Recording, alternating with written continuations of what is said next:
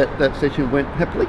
Yes, I think it went well, and of course it's nice after all that work over a short period of time to actually see that we've got 47 trainees and they're across Australia, and looking at the data, they seem to be progressing against the requirements of the new curriculum. So I think we're on track, but it's early days yet. So and when you say across Australia, you mean in the border centre?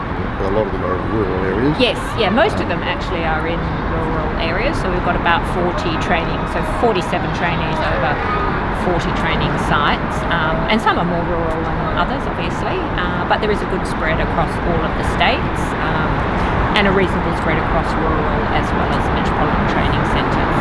Yeah, it was nice too. In the audience we had specialists, we had GP anaesthetists, yes, we had surgeons, yes.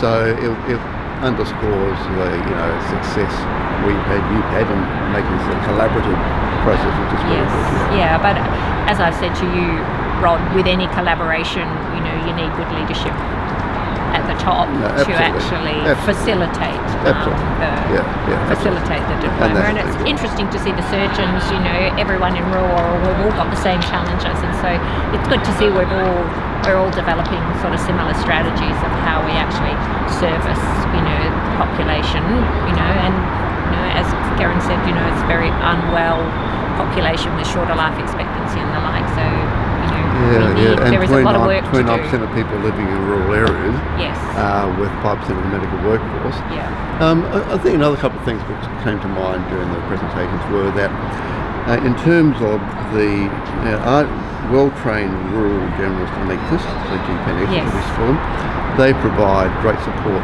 to the FANZCAs who are there. Yes.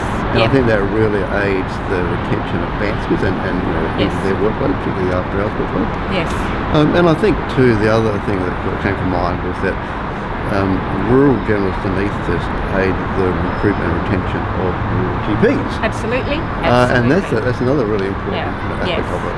And it also aids their ability to be providing the emergency care they have to provide outside the operating theatre. Yeah. So there are all these other, really important, but not initially apparent benefits. Yes, and I think if you're looking at rural health overall, probably the most important thing is actually to have good general practitioners in those communities to do all of that management of all, particularly chronic disease. And so if you can attract more GPs into the areas and give them the skills to do general practice plus other things, then overall the rural community will be much better served.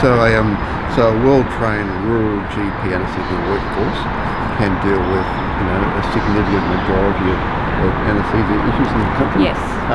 With appropriate input and Yes, and I think it's very important in the curriculum that we've defined the scope of practice pretty well, and we've built in that the ANZCA standards. So as I said, so the standard of anaesthesia will be the same, for those areas where they've got the scope of practice will be the same as if they were, if the anaesthetic was a FANZCA delivered anaesthetic, underpinned by ANZCA's really strong, and world-class clinical standards. So, I think that's, it's exciting. It's exciting for our rural communities because, I think it improves the service, and it also improves the support given to the rural generalists that are out there, trying to provide that important service. Recognises that they are trained in the skills that they need, and they've been assessed, and they comply with the ANZCA standards. So I think it will be a really important service for our rural communities.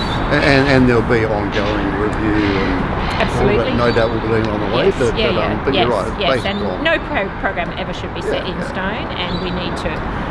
We need to evaluate what we do. We need to see which bits of the program need to be tweaked. Maybe there'll be big bits we need to change, but we've got to start somewhere. And I think we've made a reasonable start. I think and I think it'll, over time, it will evolve into a world-class program.